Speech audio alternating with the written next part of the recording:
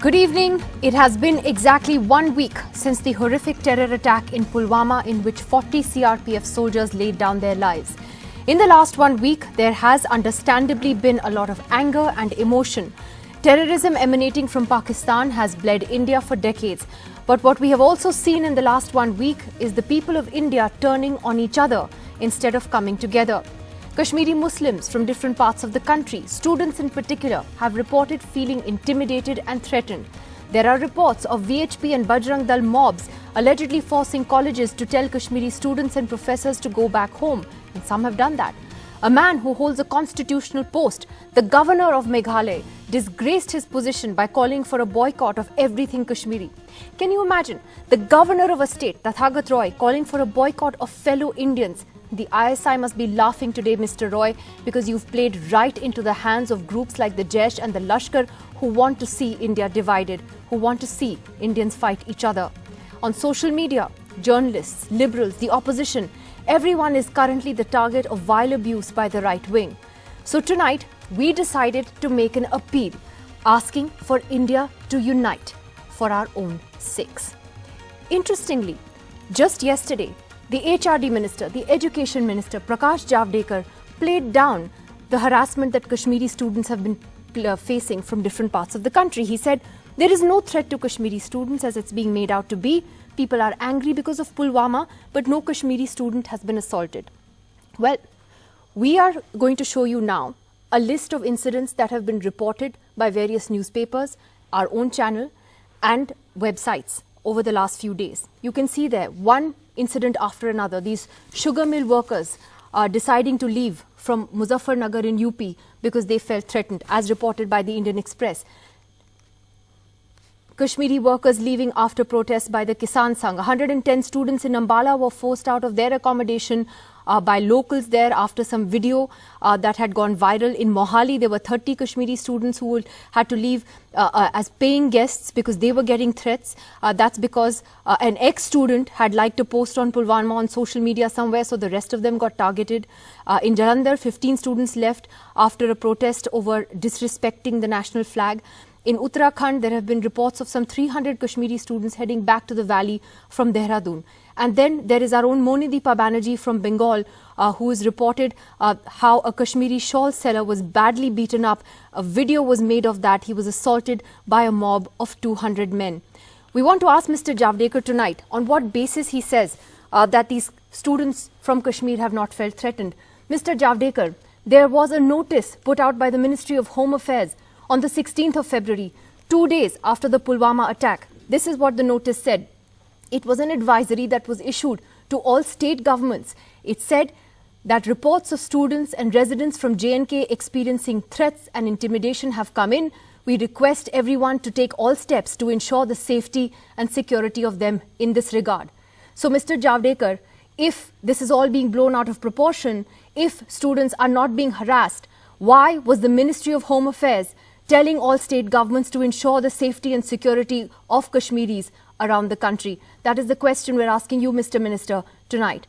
Let's take a look, though, at this report first from my colleague Monideepa Banerjee. This is just giving you a sense of what we are seeing in other parts of the country as well. It's not to raise an alarm, but to give people a sense that, yes, these incidents are happening and it's time for us to raise our hands and say stop. Look at what Monideepa has filed for us tonight. The pictures are unwatchable, the sound spine-chilling. 18th February in Nadia district, a 26-year-old Kashmiri shawl salesman thrashed because of a social media post that was apparently not his. The youth and 3 other Kashmiris who lived there fled, advised by police to stay away till things cool down. The youth wants to come back to the same town he has lived in for the past 10 years.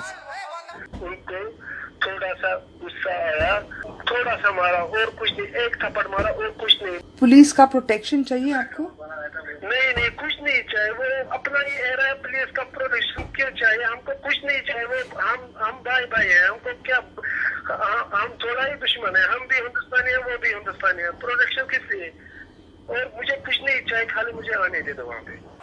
That was in a town 100 kilometers from Kolkata. But in the city too, terror on the night of 17 February, a mob of about 300 almost forced their way into a Kashmiri mess or hostel where men from the valley come and stay routinely. The landlord kept the gates locked till police arrived. बोल रहा कि तुम लोग के घर में जो कश्मीरी वाला है उसको निकाल दो, हम लेके जाएंगे। हम लोग आप लोग तो नहीं ले जा सकते। तो उसके टाइम पुलिस आ गया, पुलिस आके उन लोगों को हटाया एवं मुझे अंदर कर दिया, करके ये कश्मीरी वालों को लेके थाने में गया। पहले कलकत्ता हमको सेफ लगता था, क्योंकि अब ये भी हमको सेफ नहीं लग रहा है। No police case in Nadia, but in Kolkata, yes, for criminal trespass and simple assault, but no arrests. Kolkata only one incident happened, but we have taken strong action. We provided all the security and everything. And Kashmiris all said that they are happy to stay in Kolkata because it's a peaceful place. But it's not just Kashmiris. Young men and many young women are being threatened, abused and trolled for social media posts that somebody doesn't seem to like. It seems there are professional hate mongers on the loose. In Kolkata with G.D. Shankar, Monideepa Banerjee, NDTV.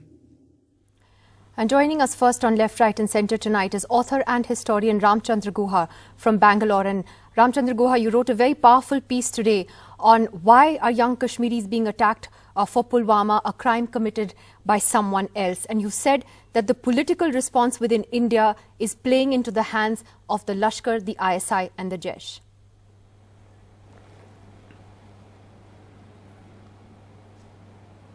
Yes, I did say that.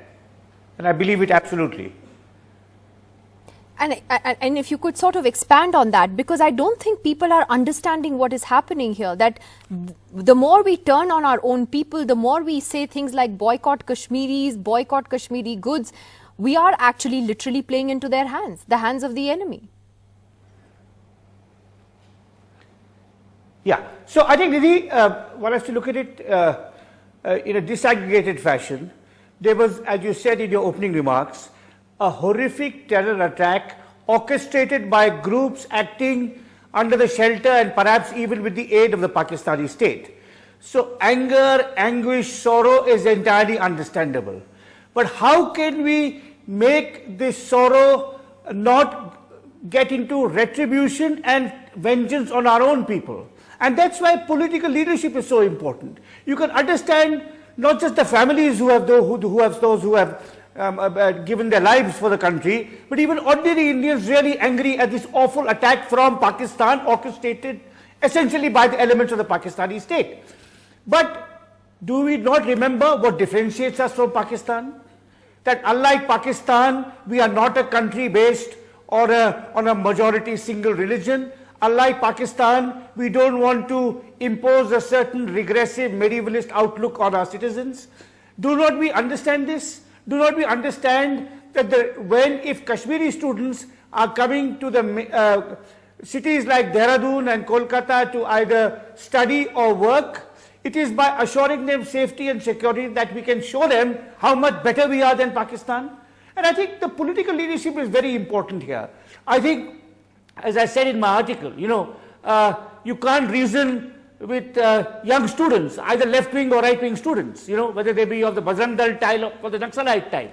But for the president of a major national party to insinuate that Muslims are untrustworthy, which is what Amit Shah did in Assam, that Kashmiris are untrustworthy because they're Muslims, or for a constitutional authority like the governor of Meghalaya to say what he did, and to go unchecked. Earlier on I was going to ask you that, because Tathagat Roy is a repeat offender, Ram Guha. He's a repeat offender. He's made, communally incendiary statements in the past. He gets away with it. But, we're in a delicate situation here. I think we must be the only democracy in the world where after a terror attack, instead of people coming together, they do even in the United States, you see bipartisanship, kicking in. You see people coming together, supporting each other. We are just at loggerheads with each other. A governor, a constitutional authority saying, boycott your own people, boycott Kashmiris. I certainly am, as a citizen of this country, that Rashtrapati Bhavan deems him fit to continue. He's a disgrace to his position. He is absolutely a disgrace to his position, and I believe President Kovind has shown pusillanimity and weakness. I tweeted today that President Narayanan and President Kalam would not have been silent. They'd have chastised him, they'd have made him withdraw his tweet, you know, they've done some exemplary action. Likewise, I saw Sheshadri Chali rightly chastising Tathagata Roy. But Sheshadri Chari belongs to Vajpayee's BJP. He does not belong to Amit Shah and Modi's BJP. It should be Amit Shah and Modi who call the governor to account if the president won't. It should be Amit Shah and Modi who call the Bajrang Dal and ABV leaders to account, you know, if others won't. So I think it's very important. You mentioned other countries. Now, when 9/11 happened, that horrific terror attack in New York, the President George Bush, who was just a few months into office, he was a callow president, he was not like Modi, an experienced politician, he immediately said there must be no attacks on innocent Muslims. And there were more than 1 million Muslims all over America, and there was one isolated attack, and that too by mistake on a poor Sikh, purely by mistake. Now that kind of exemplary restraint by the state, making sure that innocents are not targeted for people who just happen to be of the same religion for crimes they commit. You know, this is what a mature democracy would do. And I think, you know, as I said in my piece, of course, one is deeply upset with the reaction of Amit Shah and Tathagata Roy, but one is no less upset by the silence of the Congress president. I mean, where is the heritage of Jawaharlal Nehru and Indira Gandhi, who, for all their other faults, were absolutely committed to a plural and secular India where every citizen had equal rights? Now, where has all that gone? So I think I'm glad that you are doing this program. There has been some very anguished and focused writing. I hope that this leads to a certain reflection among the political class. I hope this leads to the removal of the exemplary removal of the Meghalaya governor, and some kind of sanity and sobriety returns, and we begin once more to act together, to find ways of living together rather than absolutely playing into the hands of the enemy, which is what we've been doing for the last week. Ramchandra Guha, thank you very much for speaking to us on NDTV this evening. Powerful words by you there. Can't disagree with anything you've said, and neither would any right-thinking Indian. Thank you very much, Mr. Guha. But I'd like to go straight across to Dr. Karan Singh, who's joining us tonight, veteran leader, politician from Jammu and Kashmir. Dr. Singh is with us. I'll come to the rest of the panel right after that. And Dr. Singh, you heard Ram Guha speaking there. Firstly, you know, as you read about these reports of Kashmiris feeling harassed and intimidated, I'm sure it really deeply saddens you that there seems to be a message going out that, you know, in India, we want Kashmir. We keep saying Kashmir is a part of India like it's a piece of land, but we don't look at Kashmiris as our own. And that's very sad. It is indeed very tragic, I think, that a terrible situation like this, that heinous attack, is being responded to by these sort of incidents around the country. I think it is really shocking, because if we say Jammu and Kashmir is part of India, and my father signed the instrument of accession, remember that, then we can't at the same time target Kashmiris, innocent Kashmiris around the country because of what some terrorist organization does in the valley. This is really something which is not acceptable, and should cease immediately. And the less said about what the governor tweeted, the better, because that, I think, is extremely shocking, that high dignitaries should go to that extent. You know, we have these terrible accidents. I remember 10 years ago, if I'm not mistaken, 76 CRPF people were killed in Chhattisgarh. But you don't react like this. You don't react by playing into the hands of those who want to distance the people of Kashmir from the rest of India. I think it is very tragic and must be reversed. I have made a statement a couple of days ago and yesterday consistently to say that this is not acceptable and that we must immediately reverse this tendency and in fact welcome Kashmiri students, because that is one way to integrate them into the national mainstream. Are you disappointed that the Prime Minister hasn't made an appeal, you know, asking for people to stay together, to stay calm? Instead, Yes, all we've honestly heard from him are political speeches.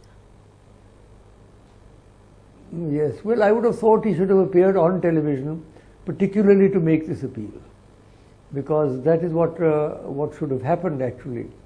But it's really tragic that I don't know about the Prime Minister, but the president of his party, the sort of speeches he is making, clearly seems to be an attempt to politicize the tragedy. And this is a tragedy too deep for words. I mean, 40 people have been killed, their families are in mourning. And then if we try and politicize this or exploit it for political purposes, I think that is, what should I say, condemnable. Well, Dr. Singh, stay with us. I'd like to come to the rest of our panelists this evening. We have writer and activist Farha Naqvi with us, Harsh Mandar, who has, of course, been working closely along with people like Farha, with people who've been victims of hate crimes in India for the last few years. Siddiq Wahid joining us from Srinagar tonight, the former Vice-Chancellor of the Islamic University of Science and Technology. Mr. Deshratha Nigam is here in the studio with us. And we have a student with us, Feroz Ali. He's a Kashmiri. And Feroz, I wanted to begin with you. I don't want to create an alarm that this is like some kind of mass exodus of Kashmiri students going back to the valley. There have been incidents and there is this sort of atmosphere of intimidation. You've been trying to help many students who've called you. How are things now? I mean, what exactly has been happening with them? Yeah, actually, as you know about the Pulwama attack, so after that, the anger and the emotion of the all over the India, so they are targeting the students of the Kashmir. So now is it the solution? They are targeting after the Pulwama attack, they are targeting the Kashmiri students. Is it the solution of the problem? So we have to look at the base. What is the solution of the problem? So because as we know that this is not about of the 14th of February what happened in the Kashmir. As we know that the Kashmir is unrest from the 1947. Kashmir is unrest from the 1947. And most of these students who've gone out there, they're just gone to study. As we know that, they don't have a political aim. And the main reason is that the sessions are going to off, and only 1 month or 2 months are left. In the session. In the sessions, yeah. As we know. So what that means, in the last show I told that what type of message we are providing. So credit to this person who has been harshly beaten, and after that he said that I have no need of protection. So he set an example here. What type of example he set here? It's very important to see him after he has been harshly beaten, and after that he is saying that I have no need of protection. What type of example he has set? And what is is it targeting the students? Is it the solution of the problem? So it's a better way to find the solution of the problem. What would you say to those people, Feroz, who say that Kashmiri students are facing this hostility क्योंकि कुछ लोगों ने social media पे ऐसे कुछ post डाले थे celebrating the attack या कुछ offensive post को like किया था, and they are being there is anger because of that. That is also foolish. I mean, I'm sure you would agree कि जो ऐसे कर रहा है वो ठीक बात नहीं है. But आप क्या कहेंगे? Now I want to say that we are the students. And our work is here, we are away from our hometown. So we are away from hometown only to make our future bright. So we have to concentrate on our studies. So we have to find what is the way, what is the best for us, what is the best for our society.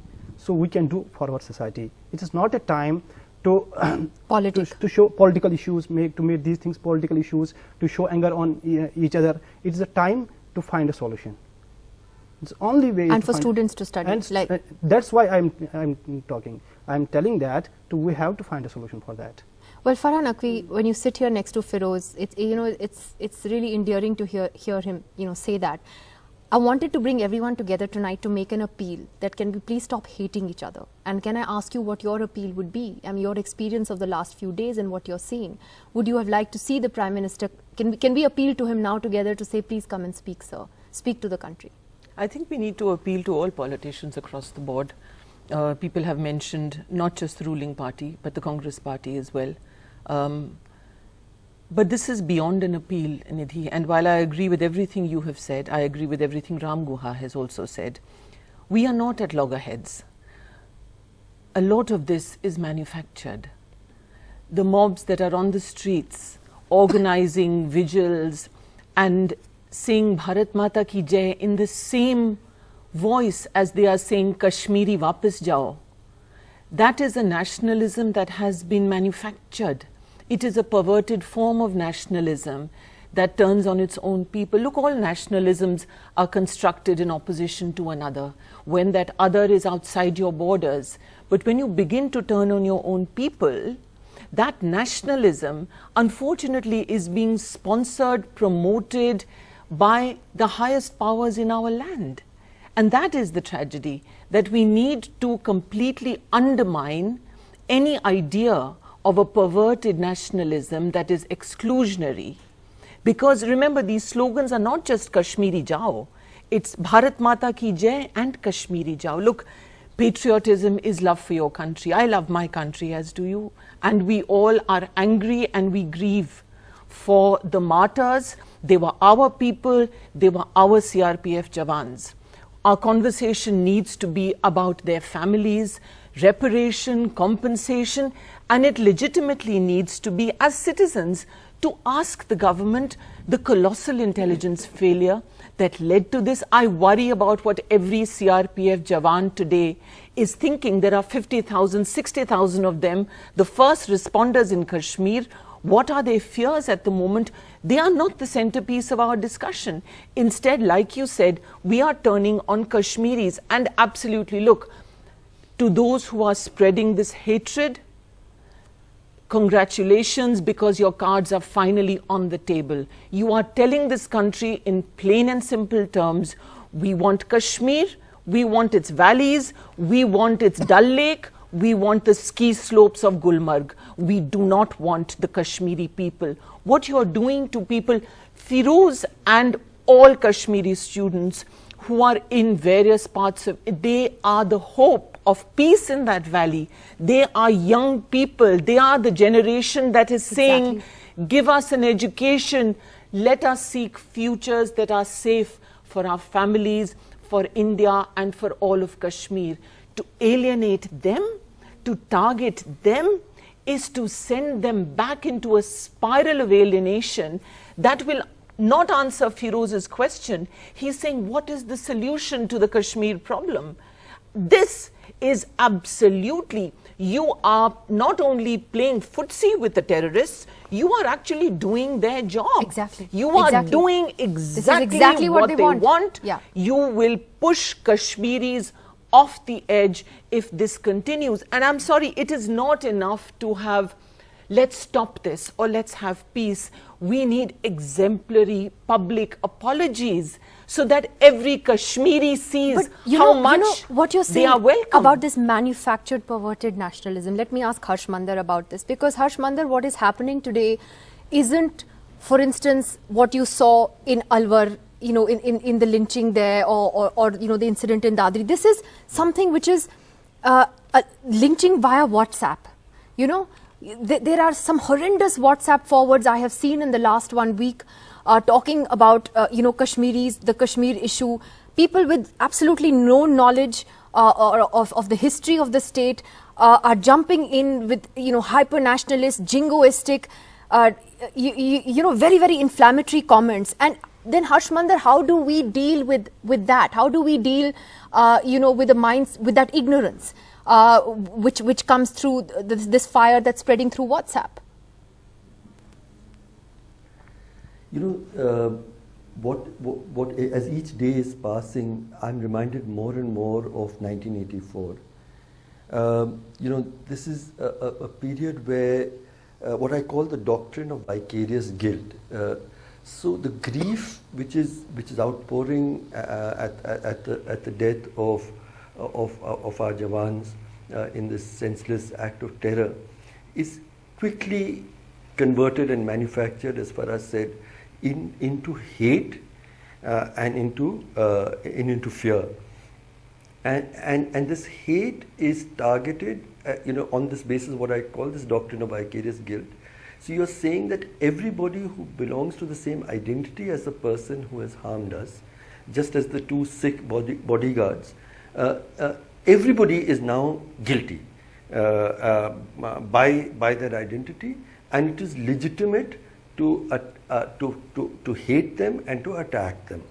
So we've talked about. I really want to talk about the Prime Minister, because the Prime Minister's only statement has been that the rage in your hearts also burns in my heart. Now, who is this rage directed against? And the only politician actually who has said something quite lovely is Captain Amarinder Singh, who actually said that the Kashmiri children are also our children. It is as simple as that. He said, they are our children, we have to protect them. We have to give them the same protection as we would give to our other children. We set up, many of us in different places have set up a helpline. You know, it's quite amazing that the helpline, you know, we've got some Kashmiri students who came in, the kind of fear. We have some of them living in our office for the past few days. And sitting with them, it just breaks my heart. These are young people doing their BTech, and they're describing how their own fellow students have turned against them, how frightened they were, how their parents are ringing up every 2 minutes, you know, just about their safety, how they had to collect money to fly back, how the airlines have actually pitched up the prices to 35,000-35,000 because everyone's desperate to return back home. In all of this, you know, why is our hatred being directed at people who just happen to belong to the same identity? I would want our Prime Minister to say, these are our children, these are our traders, these are our workers who are in different parts of the country. They deserve the same protection, because otherwise the same doctrine, I mean, the same rage that happened in Godhra, you know, that somebody burns a train, so there's justified rage, and action will give a reaction. This idea, and you know, I fear that has Pulwama become the new Godhra movement? Is this how we are going to deal with our grief and our anger? And the last thing I wanted to say, you know, it's people say, what about your own, if you had lost your own person? Subramaniam is a soldier who got killed, and his brother, his younger brother, you know, in Tamil Nadu, actually, when people were saying jingoistic things and talking about going to war, he said, what is war going to achieve? He said, 1,000 families will suffer in both sides of the border like we are. This is not the solution. And I think that we have to find that, you know, those words of saying that the Kashmiri people are our brothers and sisters. And often, which they are. It's sad that we'll have to repeat it. Say that. But Siddiq, are you, you know, at this, you know, while we're talking about all of this, I have to say I've also been heartened to see so many people, whether it's on social media and otherwise, also come forward and say, you know, this is wrong. You know, our doors are open for Kashmiris who, you know, are feeling vulnerable and unsafe. And I think we need to point that out as well, that there is a vast number of people here in the rest of India that are still opening their arms to them, who will not agree with what Tathagat Roy has tweeted. True, Nidhi. I'm sure that there are a lot more, and I would not be sort of hesitating to say that the majority are, you know, probably of that sentiment, and it's the minority who want to sort of, as you said, support a manufactured sort of nationalism and a manufactured whole set of ideas. But that said, you know, I was a little bit surprised at the sort of surprise that other members of the panel have shown, because let's, you know, from a very Kashmir perspective, what has been the trajectory in the last 4 or 5 years? It has been deep polarization, and that particularly at election times. So in that context, I mean, personally, when I react to what has been happening, you know, I'm shocked at the intensity of it. But in a way, I'm not surprised, because this is what we have not been countering again and again and again for the last 5 years, number one. The other thing is that there is an element that has largely gone ignored vis-a-vis Kashmir, and that is that we have a set of laws that empowers the security forces and so forth over here through AFSPA and other laws, PSA and so forth. But what has been happening differently in the last 5 years is also an emboldenment of the attitude that the government of India has adopted. vis-a-vis its nationalism and so forth. And that emboldenment, I think, is outside of the scope of law. The difference being that empowerment gives something legal legitimacy. Emboldenment gives them moral legitimacy. You know, and obviously swaths of people in the various places that we've mentioned, you know, have felt emboldened enough to do it. In fact, we had a sad case of a non-Muslim working here in Kashmir in a hospital, either tweeting or on Facebook, writing that Kashmir does not need a healing touch, it needs a killing touch. You know, unthinkable. But there is a sort of moral sanction to this somehow. You know, and this is what worries me, this is what scares me, quite frankly. Well, Siddiq, that is something, you're absolutely right, something that all of us, you know, look at and think, you know, my God, you know, that is not how you should look at Kashmir and its people. So, Mr. Nigam, why is it that, you know, this is happening? I mean, would you say today that if that would be good for the Prime Minister to speak out and you know, lend a healing touch to this issue? Let me first take 10 seconds to answer former VC of IUST. He said polarization started 5 years back. It didn't. It started when the Kashmiri Hindus were thrown out. That is the time when the atrocities were committed. The polarization started that point of time. I leave that aside. That is only to the short extent. Now let me tell you, see, some foolish acts were done by certain students. You can't punish the entire community for that. And I'm sure the law will take its own course for the people who have posted such things or who have publicly celebrated Pulwama. But then there are innocents also who may have been targeted, and let also the people who are troubling them, people who are manufacturing this, should be severely dealt with and punished. I'm very clear on it. And so far as the governor is concerned, I condemn what he has written and what he has said, and I think he should take back his tweet. The governor. Governor yeah, should. I'm glad you said that. Don't you think he should be asked? Let me. And those are the things that is a call for the central government to make. And for actually the president, but anyway. President is always on the advice of Council of Ministers, so that's not his. So now we know who's protecting the nobody's protecting. Governor. Nobody's protecting. But Shishadri Chariji has also taken a stand, and my stand is almost same as his. But the fact remains, it would be BJP's call, the Prime Minister's call to make a statement or not to make a statement. But if a statement comes, it would be welcome. What do you think as a citizen of India? No, as a citizen of would India, you like to hear the Prime Minister speak, address the nation, and say, let's not get carried away. Let's, you know, we are angry, we are unhappy. Rajnath Singh has come with an advisory, and that was well in time. And he has given. That's great, but I'm talking about the Prime Minister of India. No, that's great, and the law and the process and the administrative machinery is working. It is active and working. Now, secondly, you know, the Kashmiris are our brothers and sisters, and actually, and I've travelled extensively in Kashmir, and without anybody's help, moving around in Lal Chowk and things, and I've got great support from them, and they always say that Pakistan is the root cause of the problem, and that you're talking about the solutions, and those solutions have to be Pakistan-centric.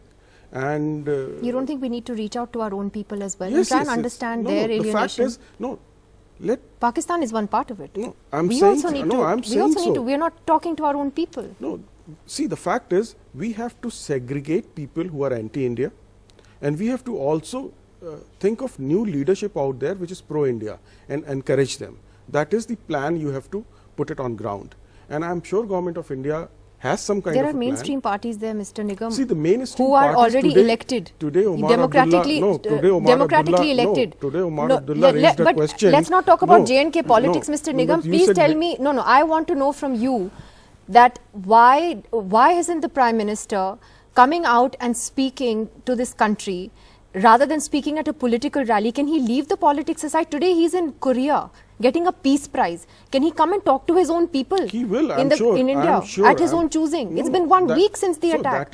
No appeal even to keep calm. Let me tell you, there is a lot of anger and anguish among the people. That anger and anguish has to be directed in a different manner, not in the manner which I have seen some incidents which are taking place, and I am sure Prime Minister will come out and speak on this. And Prime Minister is also sending a signal to Pakistan. our normal functioning of the government will not come to a standstill. All prior commitments would be met. Therefore, he is in South Korea. Therefore, the government of India is going around with its business as usual. Home Minister is seized of the matter, and you can't say the government is not functioning. It's not a question of not functioning, but Farah but and you then can't, Dr. can't land everything at the door of the Prime Minister. His council, with respect, his Mr. council Nigam, of ministers is no. working. Mr. I'm sorry, Singh is Mr. equally Nigam, very capable. This was a horrendous terror attack, the worst that Jammu and Kashmir has seen. So I'm sorry, this will land at the Prime Minister's doorstep. Fine, I think as in a democracy, that is the least we can expect from the Prime Minister, which is to at least have some words of comfort for the nation. That's all. It's not that difficult. Forget the functioning of the government. States are working. Why can't he address the nation? Why does he have to go and do a political rally instead? States are working on that. It doesn't matter. Not political rallies. These it is important for the people of India to hear from their own leader. Why do we have a Prime Minister then? See, the fact remains, the machinery of the government is functioning. It doesn't matter, Rajnath Singh has taken over. That is different. Rajnath Singh has taken over so far as the Home Ministry is concerned, and he has issued advisories. Action is being taken. The Prime Minister's post is different. I'm sure you'd agree. But I think we're just going around in circles. Farah, and then I'd like to give the last word to Dr. Karan Singh. So just to say that our Prime Minister is a master at symbolic gestures, and I think that the symbolism of the removal of the Governor of Meghalaya at the Council of Ministers' recommendation would be in order. It would be a brilliant symbol. That would be a healing touch. But I want to just quickly say something, Nidhi. We are focusing a great deal on Kashmir, and Professor Wahid also spoke about the particular trajectory of Kashmir and about the moral sanction for a certain kind of a violence. My guest panelist here has said that this is an old problem and it's not to be dated back to the last 3 years. But I think that there is a difference. I think there is a culture of impunity, of the free mob that has prevailed over the last 3 years, 4 years. We have just seen the Human Rights Watch report. There are 100 incidents of cow lynching. This again, by the way, is part of the pattern of this perverted, manufactured vision of nationalism, where the cow is more important than fellow citizens. You have seen 100 incidents. You've seen 44 people killed. You've seen about close to 300 injured in these lynching and hate mob attacks. I'm saying that the reaction to Pulwama is emerging not just from the Kashmir trajectory. That is one part of the trigger, but it's also emerging from a much larger environment of hate that we have created and tolerated, and we have not had our political leadership step up and stop that hate, because they are leading that hate. Harsh Mandar was trying to say as well. Dr. Karan Singh, I'll give you the last word tonight. If there was one appeal that you would want to make, what would it be today, sir? Well, my appeal would be to all Indians, wherever they are, to act with moderation, with maturity, and to express genuine sympathy for the bereaved and their families. And my appeal also would be that no political party should try to deepen the problem by politicizing it. In fact, this is the moment when we need the larger statesmanship that looks at the broad picture rather than at this immediate provocation. So while we are certainly extremely angry and extremely distressed by what has happened, it does not mean that that anger should be misdirected and that it should end up behaving in a manner that makes the situation worse rather than better. This is a great country. We must have a great heart. Well, on that note, I'd like to thank all of you for joining us tonight. And